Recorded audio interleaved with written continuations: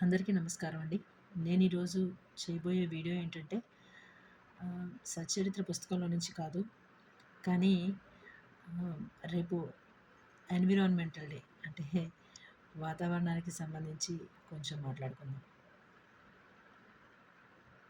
ఈ అసలు ఇది ఈరోజు చేయడానికి కారణం ఏంటంటే, ఇది ఓన్లీ ఎన్విరాన్మెంటల్ డే అంటే ఇదేదో ఆహ్, వరల్డ్స్ ఎన్విరాన్మెంటల్ డే కాదు అని నా ఉద్దేశం. ఎందుకంటే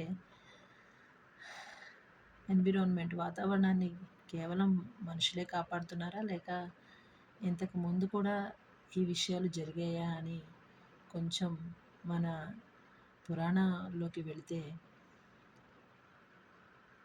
వరాహ రూపం. దశావతారాల్లో ఒక అవతారమైన వరాహ రూపం. ఆ వరాహ స్వామి భూమిని జలంలో నుంచి బయటకు తీసి కాపాడతారు.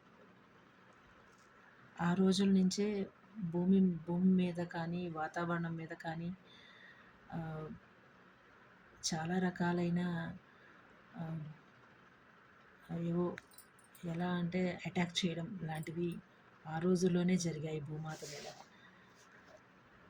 అలా ఆయన ఆ రోజుల్లో కాపాడారు. కానీ ఈ రోజుల్లో మనుషులు మనం ఏం చేస్తున్నామంటే ఎన్విరాన్మెంటల్ డే అని ఒక రోజున జరుపుకుంటే సరిపోదు మొక్కలు నాటి.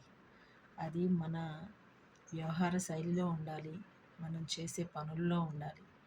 అలా చేసినప్పుడు మాత్రమే మనం నిజంగా ఎన్విరాన్మెంటల్ డేని ఎవ్రీడే మనం చేసుకున్నట్టు అవుతుంది. ఒక్కరోజు చేసి ఊరుకోవడం వల్ల ఎలాంటి ఉపయోగం లేదు. కానీ మనం ఏం చేస్తున్నామంటే ప్లాస్టిక్ ద్వారానో లేకపోతే ఇండస్ట్రీస్ ద్వారానో పొల్యూట్ పొల్యూట్ చేస్తూనే ఉన్నాం. కానీ ఆ పని మనకి ఎందుకు అర్థం కావట్లేదో తెలియట్లేదు. ఇంకా చెప్పాలంటే ఆహ్, ఏదో ఓజోన్ లేయర్ ఏదో చాలా డెస్ట్రాయ్ అయిందని అలా చాలా మాట్లాడుకుంటాం. కానీ వాటన్నిటిని కాదు, మన చుట్టూ మనం చేసే కొన్ని తప్పుల వల్లే మన నేచర్, మన ఎన్విరాన్మెంట్ పాడైపోతుంది. అది అన్ని రకాలుగా ఓన్లీ నేచర్‌తోనే కాదు, మనుషుల పరంగా కూడా మన ఇంట్లో మన పిల్లలు పెరిగే పరంగా కూడా అన్నీ పాడైపోతున్నాయి. వాతావరణాన్ని మనము ప్లాస్టిక్ ద్వారా, ఇండస్ట్రీస్ నుంచి వచ్చే పొల్యూషన్ ద్వారా, అలాగే అవి వదిలే కొంత ఆహ్, విషవాయువు కావచ్చు, విషపూరితమైన ద్రావణాలు కావచ్చు, వాటిల్ని నదుల్లోకి వదలడం కావచ్చు, లేదంటే గాలిలోకి వదలడం కావచ్చు. ఇలా రకరకాలైన విధాలుగా మన నేచర్‌కి అన్యాయమే జరుగుతుంది. అది పక్కన పెడితే ఆహ్, టూరిజం పేరుతో కావచ్చు, లేదంటే ఆహ్, రకరకాలైన మన మనం చేసే ప్రయాణాల పేరుతో కావచ్చు, మనం ప్లాస్టిక్‌ని తీసుకురావడము, లేదంటే ఎక్కడ పడితే అక్కడ వదిలేయడము, అలాంటి వాటి వల్ల కూడా ఇంకా మనం చాలా నష్టం చేకూరుస్తున్నాం మన నేచర్‌కి. అలాంటివి తగ్గించుకుంటే మన నేచర్‌కి చాలా మంచిదని నా ఉద్దేశం.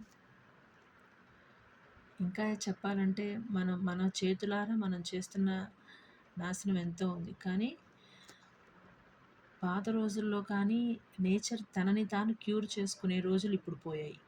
ఎందుకంటే పాత రోజుల్లో ఇండస్ట్రీస్ తక్కువ ఉండేవి.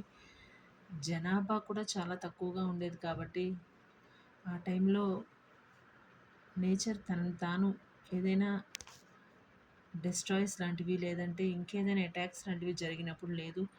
వాతావరణం దానంతట సంభవించే కొన్ని అడవుల్లో జరిగే చిన్న చిన్న కార్చిచ్చు అలాంటి వాటి వల్ల ఏదైనా నష్టం వాటిల్లితే దాన్ని తనంతట తాను కొన్ని రోజుల తర్వాత సరిచేసుకునేది. కానీ ఇప్పుడు అలాంటి స్థితి లేదు. ఎందుకంటే మనము వీలైనంత మేర అపార్ట్మెంట్స్ కావచ్చు, లేకపోతే చెరువుల్ని పూడ్చేసి కొన్ని టౌన్‌షిప్స్ కావచ్చు, ఇట్లా అన్నీ కట్టి అన్నిటిని కాంక్రీట్‌మయం చేయడం వల్ల కూడా మన నేచర్‌కి మనం ఎంతో అన్యాయం చేస్తున్నామని చెప్పొచ్చు. వాటన్నిటిని ఇప్పుడు మార్చలేము. ఎందుకంటే అందులో మనం చేసిన ఈ కాంక్రీట్ మయం వల్ల